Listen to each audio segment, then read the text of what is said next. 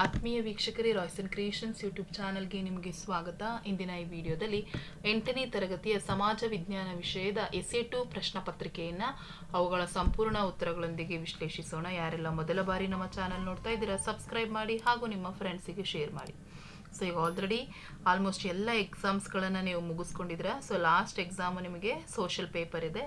ಹಾಗಾಗಿ ಸಂಪೂರ್ಣವಾಗಿ ನಾನು 3 ಮಾಡಲ್ ಕ್ವಶನ್ ಪೇಪರ್ಸನ್ನು ಅವುಗಳ ಉತ್ತರಗಳೊಂದಿಗೆ ವಿಶ್ಲೇಷಿಸ್ತಾ ಇದ್ದೀನಿ ಮಕ್ಕಳ. ಸೊ ಆ ವಿಡಿಯೋಸನ್ನು ನೋಡಿ ಎಕ್ಸಾಮ್ಗೆ ಪ್ರಿಪೇರ್ ಆಗಿ. ಕೆಲವು ಶಾಲೆಗಳಲ್ಲಿ ಇನ್ನೂ ಸಹ ಎಕ್ಸಾಮ್ ಸ್ಟಾರ್ಟ್ ಆಗಿಲ್ಲ, ಕೆಲವರಿಗೆ ಈಗ ಸ್ಟಾರ್ಟ್ ಆಗ್ತಾಯಿದೆ. ಅವರು ಸಹ ಈ ವಿಡಿಯೋಸ್ಗಳನ್ನು ಯೂಸ್ ಮಾಡ್ಕೊಳ್ಳಿ ಅಂತ ಹೇಳ್ತಾ ವಿಡಿಯೋನ ಪ್ರಾರಂಭಿಸ್ತಾ ಇದ್ದೀವಿ.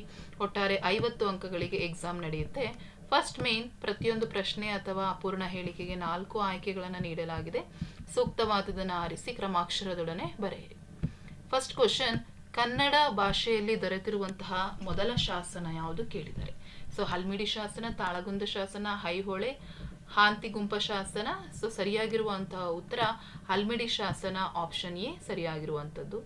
ಎರಡನೇ ಪ್ರಶ್ನೆ, ಸೌರವ್ಯೂಹದಲ್ಲಿ ಜೀವಿಗಳನ್ನೊಳಗೊಂಡ ಏಕೈಕ ಗ್ರಹ ಅದು ಭೂಮಿ ಆಗಿರ್ತದೆ ಮಕ್ಕಳ. ಕೊಟ್ಟರು 4 ಆಪ್ಷನ್ಸ್ ಅಲ್ಲಿ ಆಪ್ಷನ್ ಸಿ ಸರಿಯಾಗಿರುವಂತಹ ಉತ್ತರ. ನೆಕ್ಸ್ಟ್ ಮೂರನೇ ಪ್ರಶ್ನೆ, ಅರಿಸ್ಟಾಟಲ್ನ ಈ ಕೃತಿಯಲ್ಲಿ ರಾಜ್ಯದ ಉಗಮ, ಬೆಳವಣಿಗೆ ಮತ್ತು ಕಾರ್ಯಗಳ ಬಗ್ಗೆ ಚರ್ಚಿಸಲಾಗಿದೆ. ಸೊ ಅದು ಪಾಲಿಟಿಕ್ಸ್. ಹಾಗಾಗಿ ಕೊಟ್ಟರದ್ರಲ್ಲಿ option B politics is the right answer. ನಾಲ್ಕನೇ ಪ್ರಶ್ನೆ, ಸಮಾಜವನ್ನ ಅಧ್ಯಯನ ಮಾಡುವ ವಿಜ್ಞಾನಕ್ಕೆ ಸಮಾಜಶಾಸ್ತ್ರ ಎಂದು ಕರೆದವರು ಆಗಸ್ಟ್ ಕಾಂಟೆ. ಆಪ್ಷನ್ ಡಿ ನಲ್ಲಿರುವಂತಹ ಉತ್ತರ ಸರಿಯಾಗಿದೆ. ನೆಕ್ಸ್ಟ್ ಐದನೆಯ ಪ್ರಶ್ನೆ, ಪ್ರಾಚೀನ ಭಾರತದಲ್ಲಿ ವಿದೇಶಿಯರು ಭಾರತದ ಮೇಲೆ ಆಕ್ರಮಣ ಮಾಡಿದಂತಹ ಕಣಿವೆ ಮಾರ್ಗ ಯಾವುದು ಅಂತ ಕೇಳಿದರೆ. ಸೊ ಅದು ಬೋಲಾನ್ ಮತ್ತು ಖೈಬರ್. ಆಪ್ಷನ್ ಎ ಸರಿಯಾಗಿರುವ ಉತ್ತರ. ಆರನೇ ಪ್ರಶ್ನೆ, ಸರಕುಗಳ ಸಂಗ್ರಹಣೆ, ಸಾಗಾಟ ಹಾಗೂ ಮಾರುವ ಮತ್ತೆ ಕೊಳ್ಳುವ ಚಟುವಟಿಕೆಗಳ ನಡೆಯುವುದು ಅಂತ ಕೇಳಿದರೆ. ಸೊ ಅದನ್ನು ವಿನಿಮಯ ಚಟುವಟಿಕೆ ಅಂತ ಹೇಳಿ ಕರಿತೀವಿ. ಆಪ್ಷನ್ ಸಿ ಸರಿಯಾಗಿದೆ. ಸೊ ಇದಿಷ್ಟು ಮಲ್ಟಿಪಲ್ ಚಾಯ್ಸ್ ಕ್ವಶನ್ಸ್ ಮಕ್ಕಳ. ನೆಕ್ಸ್ಟ್ ಸೆಕೆಂಡ್ ಮೇನಲ್ಲಿ ಒಂದು ವಾಕ್ಯಗಳಲ್ಲಿ ಉತ್ತರಿಸಲಿಕ್ಕಿರ್ತದೆ. ಏಳನೇ ಪ್ರಶ್ನೆ, ವಿದೇಶ ವ್ಯಾಪಾರ ಎಂದರೇನು. ಎರಡು ದೇಶಗಳ ನಡುವೆ ನಡೆಯುವ ವ್ಯಾಪಾರವನ್ನ ವಿದೇಶಿ ವ್ಯಾಪಾರ ಅಂತ ಹೇಳಿ ಕರೆಯಲಾಗ್ತದೆ ಮಕ್ಕಳ. ನೆಕ್ಸ್ಟ್ ಎಂಟನೇ ಪ್ರಶ್ನೆ, ಭಾರತದಲ್ಲಿ ಪೌರತ್ವ ಕಾಯ್ದೆ ಯಾವಾಗ ಜಾರಿ ಬಂದಿತು. ಸೊ ಭಾರತದಲ್ಲಿ 1955ರಲ್ಲಿ ಈ ಒಂದು ಪೌರತ್ವ ಕಾಯ್ದೆ ಜಾರಿಗೆ ಬರ್ತದೆ. ನೆಕ್ಸ್ಟ್ 9ನೇ ಪ್ರಶ್ನೆ, ಪಾತ್ರ ಪ್ರಜ್ಞೆ ಎಂದರೇನು.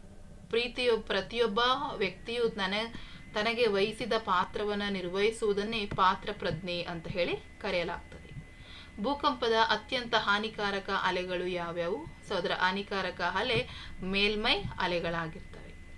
ನೆಕ್ಸ್ಟ್ 11ನೇ ಪ್ರಶ್ನೆ, ಪ್ರಪಂಚದಲ್ಲೇ ಅತಿ ಹೆಚ್ಚು ಆಮ್ಲ ಮಳೆಯ ಪರಿಣಾಮಕ್ಕೆ ತುತ್ತಾಗಿರುವ ಪ್ರದೇಶಗಳನ್ನು ಏನೆಂದು ಕರೆಯುತ್ತಾರೆ. ಸೊ ಅದನ್ನ ಕಪ್ಪು ತ್ರಿಕೋನ ಅಂತ ಹೇಳಿ ಕರೆಯಲಾಗ್ತದೆ ಮಕ್ಕಳ. 12ನೇ ಪ್ರಶ್ನೆ, ಪುನರ್ ರಫ್ತು ಎಂದರೇನು. ಸೊ ಪುನರ್ ರಫ್ತು ಎಂದರೆ ಕೆಲವು ದೇಶಗಳು ಬೇರೆ ದೇಶಗಳಿಂದ ವಸ್ತುಗಳನ್ನು ಕೊಂಡು ಮತ್ತೊಂದು ದೇಶಕ್ಕೆ ಮಾರುತ್ತಾರೆ, ಅದನ್ನೇ ಪುನರ್ ರಫ್ತು ಅಂತ ಹೇಳಿ ಕರಿತೀವಿ. ಉದಾಹರಣೆ ಸಿಂಗಾಪುರ. ಸೊ ಇದಿಷ್ಟು one word answers questions. Next third main, ಪ್ರತಿಯೊಂದು ಪ್ರಶ್ನೆಗೆ 2 ರಿಂದ 4 ವಾಕ್ಯಗಳಲ್ಲಿ ಉತ್ತರಿಸಲಿಕ್ಕೆ ಇರ್ತದೆ. ಇಲ್ಲಿ 6 ಪ್ರಶ್ನೆ ಇದೆ, ಪ್ರತಿ ಪ್ರಶ್ನೆಗೂ 2 ಅಂಕ. 13ನೇ ಪ್ರಶ್ನೆ, 4 ವೇದಗಳನ್ನು ಹೆಸರಿಸಿ. ಋಗ್ವೇದ, ಸಾಮವೇದ, ಯಜುರ್ವೇದ, ಅಥರ್ವವೇದ. 14ನೇ ಪ್ರಶ್ನೆ, ಗುಪ್ತ ಸಾಮ್ರಾಜ್ಯದ ಪತನಕ್ಕೆ ಕಾರಣಗಳೇನು. ಸೊ ಅಲ್ಲಿ ಹೂಣರ ನಿರಂತರ ದಾಳಿ, ಗುಪ್ತರು ಬೃಹತ್ ಸುಸಜ್ಜಿತ ಸೇನೆಯನ್ನು ಹೊಂದಿರಲಿಲ್ಲ, ಸಾಮಂತರು ಅಧಿಕಾರವನ್ನ ಚಲಾಯಿಸ್ತಿದ್ರು, ಮತ್ತೆ ಸಮಾಜವು ಸಂಕೀರ್ಣದ ಹಾದಿಯತ್ತ ಸಾಗಿತ್ತು. 15ನೇ ಪ್ರಶ್ನೆ, ಸಮಾಜಶಾಸ್ತ್ರದ ಅಧ್ಯಯನದ ಮಹತ್ವವನ್ನು ವಿವರಿಸಿ. ಸೊ ವ್ಯಕ್ತಿತ್ವ ಬೆಳವಣಿಗೆಗೆ ಸಹಾಯಕವಾಗ್ತದೆ, ಸಾಮಾಜಿಕ ಸಮಸ್ಯೆಗಳಿಗೆ ಪರಿಹಾರ ಒದಗಿಸ್ತದೆ, ಆಧುನಿಕ ಸನ್ನಿವೇಶಗಳು ಮತ್ತು ಬೆಳವಣಿಗೆಯ ಸ್ಥಾನವನ್ನು ನೀಡುತ್ತದೆ, ಹಿಂದುಳಿದ ಹಾಗೂ ದುರ್ಬಲ ವರ್ಗಗಳ ಏಳಿಗೆಗೆ ಸಹಾಯಕವಾಗ್ತದೆ. 16ನೇ ಪ್ರಶ್ನೆ, ಸಾಗರ ತಳದ ಭೂಸ್ವರೂಪಗಳನ್ನು ಹೆಸರಿಸಿ. ಖಂಡಾವರಣ ಪ್ರದೇಶ, ಖಂಡಾವರಣ ಇಳಿಜಾರು ಪ್ರದೇಶ, ಆಳಸಾಗರದ ಮೈದಾನ, ಸಾಗರ ತಗ್ಗು ಮತ್ತೆ ಪ್ರಪಾತಗಳು, ಇವೆಲ್ಲ ಸಾಗರ ತಳದ ಭೂಸ್ವರೂಪಗಳಾಗಿರ್ತವೆ. ನೆಕ್ಸ್ಟ್ 17ನೇ ಪ್ರಶ್ನೆ, ಜಲಮಾಲಿನ್ಯದಿಂದ ಉಂಟಾಗುವ ಪರಿಣಾಮಗಳು. ಸೊ ಕಲುಷಿತ ನೀರಿನಿಂದ ಕಾಲರ, ಟೈಫಾಯ್ಡ್, ಕ್ಷಯ, ಕಾಮಲೆ, ಅಮಶಂಕೆ, ಅತಿಸಾರ ಮುಂತಾದ ಸಾಂಕ್ರಾಮಿಕ ಕಾಯಿಲೆಗಳು ಬರ್ತವೆ. ಕಲುಷಿತ ನೀರಿನಿಂದ ಜಲಚರಗಳು ಸಾಯ್ತವೆ. ಮಲಿನಗೊಂಡ ನೀರಿನ ಬಳಕೆಯಿಂದ ವ್ಯವಸಾಯದ ಬೆಳೆಗಳಿಗೂ ಸಹ ಹಾನಿ ಉಂಟಾಗ್ತದೆ. 18ನೇ ಪ್ರಶ್ನೆ, ಪ್ರತ್ಯಕ್ಷ ಪ್ರಜಾಪ್ರಭುತ್ವ ಮತ್ತೆ ಪರೋಕ್ಷ ಪ್ರಜಾಪ್ರಭುತ್ವಕ್ಕೆ ಇರುವ ಭಿನ್ನತೆಯನ್ನು ಸ್ಪಷ್ಟೀಕರಿಸಿ. ಸೊ ಇಲ್ಲಿ ಚುನಾವಣೆಯ ಮೂಲಕ ಸರ್ಕಾರ ರಚನೆ ಆಗ್ತದೆ, ಇಲ್ಲಿ ಚುನಾವಣೆಯ ಮೂಲಕ ಪ್ರತಿನಿಧಿಗಳ ಆಯ್ಕೆ ಆಗ್ತದೆ. ಇಲ್ಲಿ ಪ್ರಜಾಪ್ರಭುತ್ವ ಮತ್ತು ನೇತೃತ್ವದ ಆಧಾರ, ಇದು ಪ್ರತಿನಿಧಿಗಳಿಂದ ಕಾನೂನು ಮತ್ತೆ ಶಾಸನ ರಚನೆ. ಇಲ್ಲಿ ಕಡಿಮೆ ಜನಸಂಖ್ಯೆ ಮತ್ತು ಸಣ್ಣ ಭೌಗೋಳಿಕ ಕ್ಷೇತ್ರ, ಇಲ್ಲಿ ಚುನಾಯಿತಗೊಂಡ ಪ್ರತಿನಿಧಿಗಳ ಸರ್ಕಾರ. ಉದಾಹರಣೆಗೆ ಪ್ರಾಚೀನ ಗ್ರೀಕ್, ಇಲ್ಲಿ ಚುನಾಯಿತಗೊಂಡ ಪ್ರತಿನಿಧಿಗಳಿಂದ ರಾಷ್ಟ್ರ ನಾಯಕ. ಉದಾಹರಣೆಗೆ ಭಾರತ ಮತ್ತೆ ಅಮೆರಿಕ, ಇಲ್ಲಿ ಪ್ರಸ್ತುತ ಸ್ವಿಟ್ಜರ್ಲ್ಯಾಂಡ್ ಪ್ರದೇಶ. ಸೊ ಈ ಪ್ರಶ್ನೆಗೆ ಆಪ್ಷನ್ ಕೇಳಿ, ಇಂದಿನ ಗ್ರಾಮಗಳ ಅಭಿವೃದ್ಧಿಗೆ ಗ್ರಾಮ ಪಂಚಾಯಿತಿಯು ಅತ್ಯಂತ ಮಹತ್ವವಾದದ್ದು, ಸ್ಪಷ್ಟೀಕರಿಸಿ ಅಂತ ಹೇಳಿ ಕೇಳಿದ್ದಾರೆ. ಸೊ ಅದಕ್ಕೆ ಆನ್ಸರ್ಸ್ ನೋಡಿ ಮಕ್ಕಳ, ಇಲ್ಲಿದೆ. ವಿಡಿಯೋನ ಪಾಸ್ ಮಾಡ್ಕೊಂಡು ನೋಡ್ಕೊಂಡು ಬರ್ಕೊಳ್ಳಿ, ಅಥವಾ ಇದ್ರೆ ಕ್ವಶನ್ ಅನ್ನ ಮಾರ್ಕ್ ಮಾಡ್ಕೊಳ್ಳಿ. ನೆಕ್ಸ್ಟ್ 4th ಮೇನ್ ಮಕ್ಕಳ, ಇಲ್ಲಿ 3 ಅಂಕದ ಪ್ರಶ್ನೆಗಳು ಬರ್ತವೆ. 4th ಮೇನ್ ಅಲ್ಲಿ 19ನೇ ಪ್ರಶ್ನೆ, ಪ್ರಮುಖ ರೇಖಾಂಶಗಳನ್ನ ಪಟ್ಟಿ ಮಾಡಿ. ಯಾವೆಲ್ಲ ಪ್ರಮುಖ ರೇಖಾಂಶಗಳು?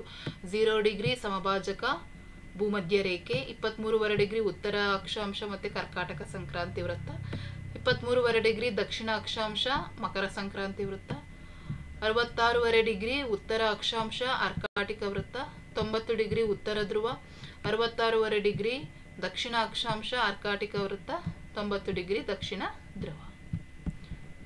20ನೇ ಪ್ರಶ್ನೆ, ಸಿಂಧು ಸರಸ್ವತಿ ನಾಗರಿಕತೆಯ ನಗರ ಯೋಜನೆಯ ಲಕ್ಷಣಗಳನ್ನ ವಿವರಿಸಿ. ಸೊ ಅದು ಉತ್ತಮ ನಗರ ನಿರ್ವಹಣೆಯನ್ನು ಹೊಂದಿತ್ತು, ಗ್ರಹಣ ಕೊಠಡಿ, ಉತ್ತಮ ಕಟ್ಟಡ ವ್ಯವಸ್ಥೆ, ಬಹು ಅಂತಸ್ತಿನ ಕಟ್ಟಡ ನಿರ್ಮಾಣ, ಸುಟ್ಟ ಇಟ್ಟಿಗೆಗಳಿಂದ ಕಟ್ಟಡ ನಿರ್ಮಾಣ ಮಾಡಲಾಗಿತ್ತು, ಒಳಚರಂಡಿ ವ್ಯವಸ್ಥೆ ಇತ್ತು, ಪ್ರತಿ ಮನೆಯಲ್ಲಿ ಕಿಟಕಿ ಮತ್ತೆ ಬಾಗಿಲುಗಳಿದ್ದವು, ಮನೆಯ ಬಾಗಿಲು ರಸ್ತೆಯ ಮಗ್ಗುಲಿನಲ್ಲಿದ್ದವು, ಕಾರಣ ಮಾಲಿನ್ಯ ನಿಯಂತ್ರಣಕ್ಕಾಗಿ, ಈಜುಕೊಳಗಳಿದ್ದು, ಹಡಗು ಕಟ್ಟೆಗಳು ಸಹ ಅದರೊಳಗೆ ಇದ್ವು. 21ನೇ ಪ್ರಶ್ನೆ, ಬೇಡಿಕೆಯನ್ನ ರಾಷ್ಟ್ರದ ಪ್ರಗತಿಯ ಪ್ರತೀಕ ಎಂದು ಪರಿಗಣಿಸಲಾಗಿದೆ, ವಿಶ್ಲೇಷಿಸಿ ಅಂತ ಹೇಳಿ ಕೇಳಿದ್ದಾರೆ ಮಕ್ಕಳ. ಸೊ ಇಲ್ಲಿ ಬೇಡಿಕೆ ಹೆಚ್ಚಾದಾಗ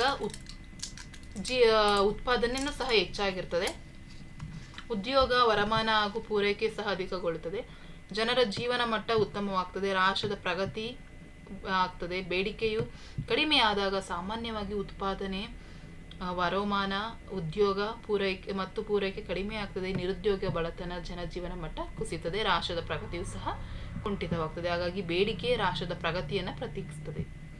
ನೆಕ್ಸ್ಟ್ 22ನೇ ಪ್ರಶ್ನೆ, ಪ್ರಪಂಚದ ಪ್ರತಿ ದೇಶಕ್ಕೂ ವಿದೇಶಿ ವ್ಯಾಪಾರದ ಅವಶ್ಯಕತೆ ಇದೆ, ವಿವರಿಸಿ. ಹೌದು, ಏಕೆಂದ್ರೆ ಪ್ರಪಂಚದ ಯಾವುದೇ ದೇಶವಾಗಲಿ ಎಲ್ಲ ಸಂಪನ್ಮೂಲಗಳನ್ನ ಸ್ವಯಂ ಪೂರ್ಣತೆಯನ್ನು ಹೊಂದಿಲ್ಲ.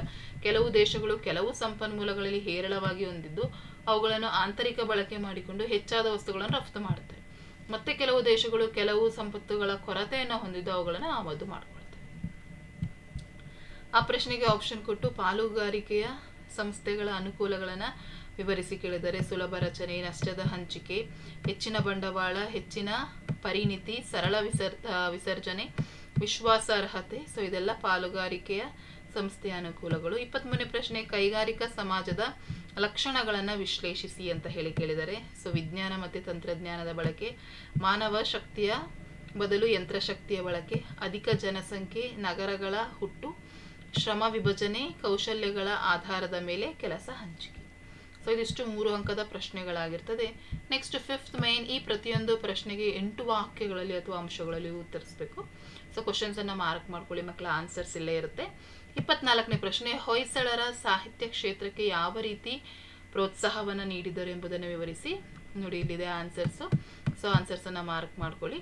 ನೆಕ್ಸ್ಟ್ ಅದೇ ಪ್ರಶ್ನೆಗೆ ಆಪ್ಷನ್ ಕೊಟ್ಟು ಕಲ್ಯಾಣ ಚಾಲುಕ್ಯರ ಸಾಹಿತ್ಯಕ್ಕೆ ಕ್ಷೇತ್ರಕ್ಕೆ ಯಾವ ರೀತಿ ಪ್ರೋತ್ಸಾಹ ನೀಡಿದರು ಎಂಬುದನ್ನ ವಿವರಿಸಿ ಕೇಳಿದರೆ, ಸೊ ಅದಕ್ಕೂ ಸಹ ನೋಡಿ ಆನ್ಸರ್ ಅನ್ನ ಇಲ್ಲಿ ಕೊಡಲಾಗಿದೆ. ಸೊ ಪ್ರಾಕ್ಟೀಸ್ ಮಾಡ್ಕೊಳ್ಳಿ.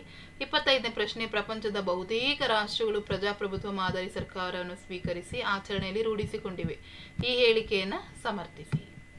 ಸೊ ನೋಡಿ, ಪ್ರಜೆಗಳ ಹಕ್ಕು ಮತ್ತು ಸ್ವಾತಂತ್ರ್ಯವನ್ನು ರಕ್ಷಿಸುತ್ತದೆ, ಇದು ಸಮಾನತೆಯ ತತ್ವನ ಆಧಾರಿತವಾಗಿದೆ, ಜನರಿಂದ ಪ್ರತಿನಿಧಿಗಳ ಆಯ್ಕೆ, ತದನಂತರ ಸ್ವತಃ ಜನರೇ ಕಾನೂನನ್ನ ರಚಿಸುವಂತಹ ಅವಕಾಶವೂ ಸಹ ಇದೆ. ಇಲ್ಲಿ ಚರ್ಚೆ ಮತ್ತು ತೀರ್ಮಾನಗಳಿಂದ ಅಭಿಪ್ರಾಯ ನಿರ್ಧಾರ ವ್ಯಕ್ತಿಯ ವ್ಯಕ್ತಿತ್ವಕ್ಕೆ ವಿಕಾಸಕ್ಕೆ ನೆರವು ನೀಡುತ್ತದೆ, ಮೂಲಭೂತ ಹಕ್ಕುಗಳ ಅವಕಾಶ, ರಾಷ್ಟ್ರೀಯತೆ, ದೇಶಭಕ್ತಿ, ಪ್ರಜಾಗೌರವ ಮತ್ತು ವಿಧೇಯತೆಯಲ್ಲಿ ಏಕತೆಯನ್ನ ಬೆಳೆಸ್ತದೆ.